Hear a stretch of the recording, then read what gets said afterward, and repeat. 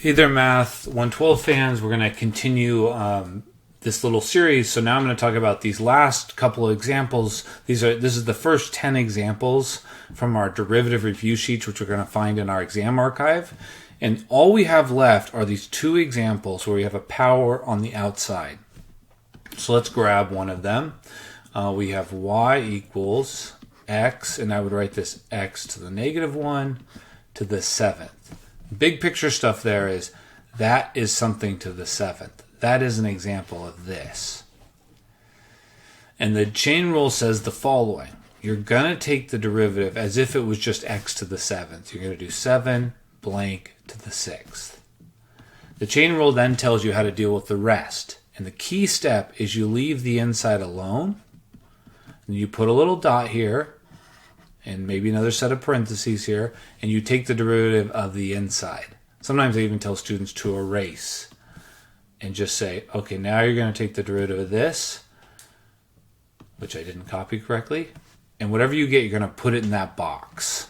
So in this case, it's going to be 1 minus x to the negative 2. Done. It's that simple. Okay. So let's do another one. So that we got that one done.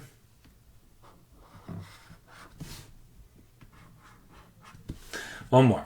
So this one is something to the 10th. And so when I start to take the derivative, I'm going to do 10 blank to the 9.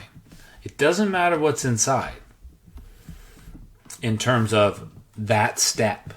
Now we got to copy down the inside. So it's going to be this. It's a big mess. And then we're going to put a dot. And then we have to take the derivative of whatever was on the inside. Now in this case, what was on the inside was much bigger. Minus 2x over 5x to the 4th plus 7. And so we need to stop and reevaluate. How do we do that derivative now? Because whatever it is, I'm going to plop it over here. We need the quotient rule. Denominator times the numerator minus numerator, the denominator over the denominator squared. Whatever we get out of that, we're going to plop in here. I know it's big. This would be hard to type in to WebAssign. Probably a little too big for an exam question. But it's not necessarily hard. We just have to put all the things in. So there's the denominator. The bottom is going to have the denominator squared.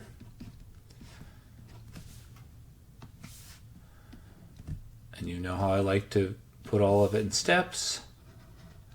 And then you're going to have minus, and you're going to have the numerator, x cubed minus 2x, dot, dot. And then in this spot, you're going to have the derivative of the numerator, which is 3x squared minus 2. And in this spot, you're going to have the derivative of the denominator, which is going to be 20x to the 3. And it's just a huge mess. Okay, so I hope that kind of hit home on all the ideas and gave you a place you can go if you just need to kind of review one specific piece.